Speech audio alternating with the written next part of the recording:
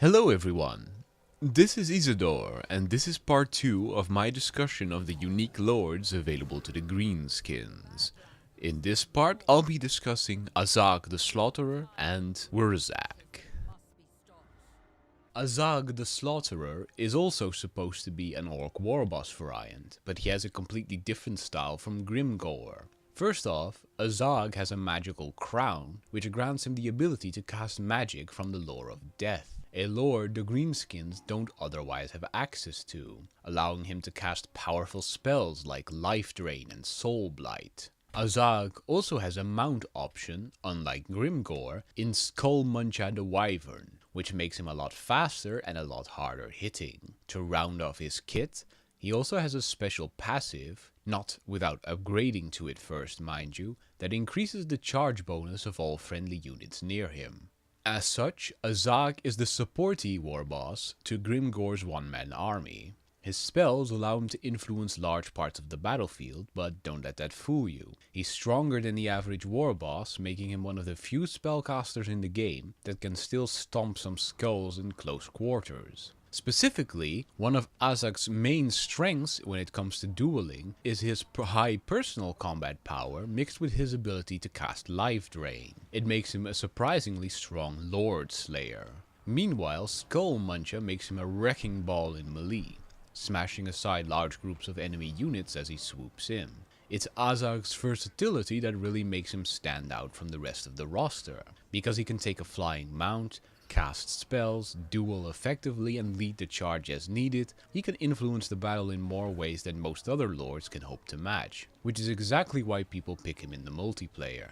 Azagh can do several things at once and do them well, and his only real drawback is that he does become one of the most expensive lords to purchase.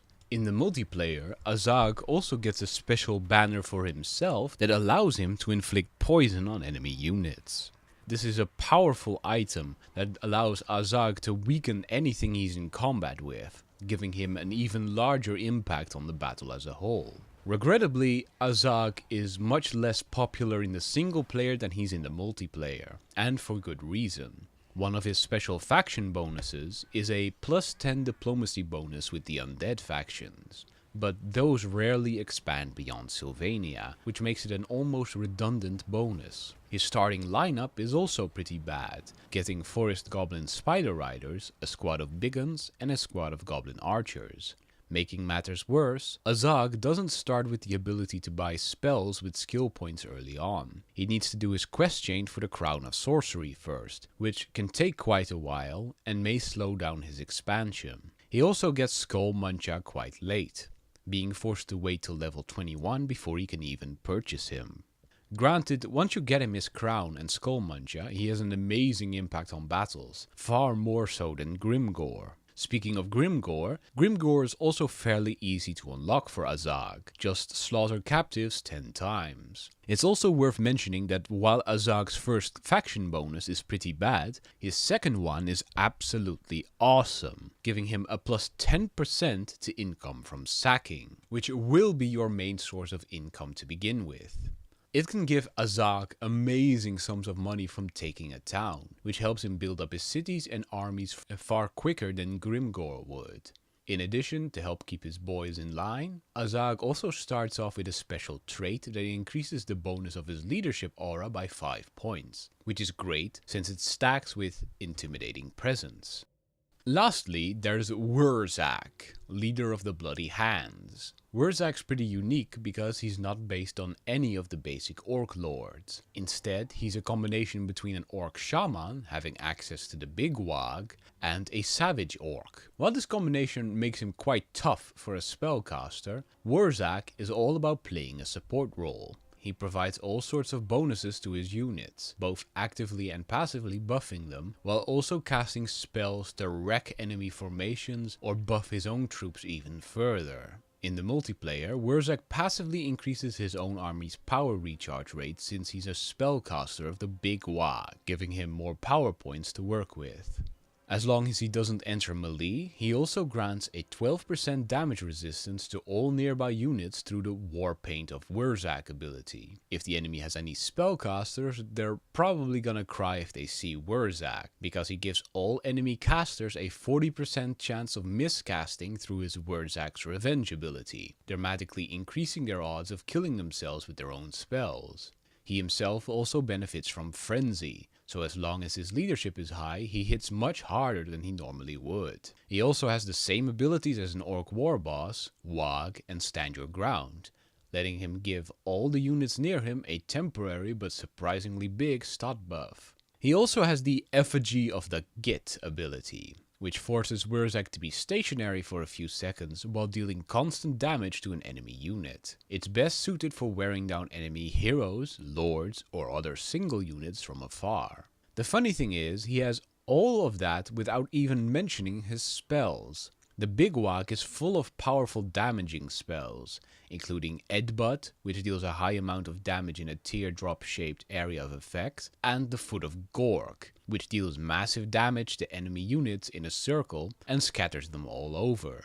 It also includes powerful buffs like Here We Go, an area of effect buff that dramatically improves your unit's melee attack. The Fist of Gork is an even more powerful unit buff, giving a large amount of bonus melee attack, melee defense, and weapon damage for a really low cost, but only to a single unit.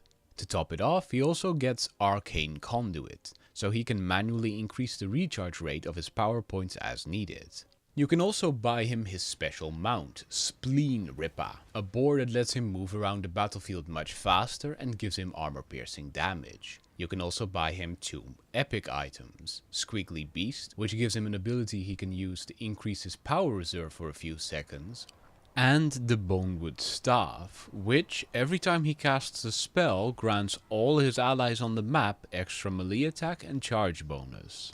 As you've probably guessed by now, almost all of Wurrzag's abilities and spells are either about inflicting damage or increasing the damage his own units deal. You won't find a better unit supporter in the Greenskins roster, but this doesn't come without a price. First off, Wurrzag doesn't like to get involved in fights. He prefers standing nearby and cheering on his forces. For instance, if he gets engaged in melee, he and all nearby units immediately lose the benefit of the Warpaint of Wurrzag. He also doesn't have a lot of ways to protect his own units, as opposed to hurting enemy units, which can work against him in some situations. The biggest weakness of Wurrzag, however, is his cost. His cost easily exceeds that of any other lord choice for the Greenskins, and it can be really tempting to load up on all his abilities.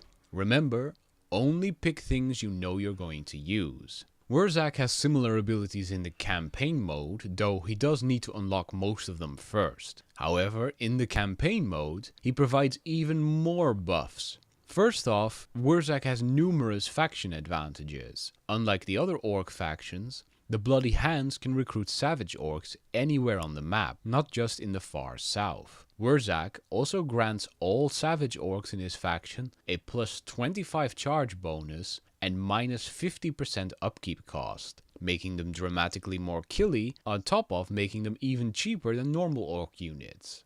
He also has a faction-wide 50% reduction to the effectiveness of enemy agents, drastically reducing the odds for enemy agents to kill your lords or sabotage your cities.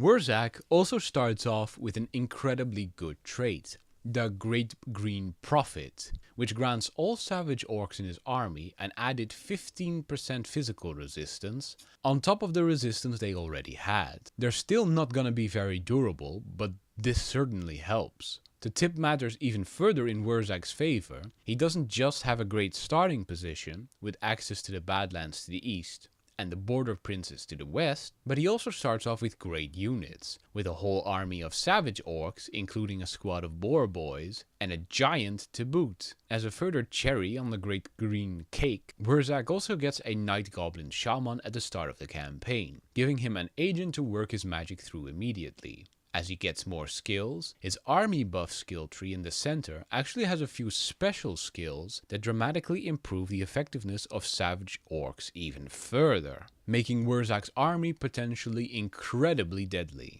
Wurrzag doesn't just have great growth potential, but also has an amazingly good start, and nothing's quite as cool as watching a horde of savage orcs, led by Wurrzag, tear apart an enemy front line on the charge alone.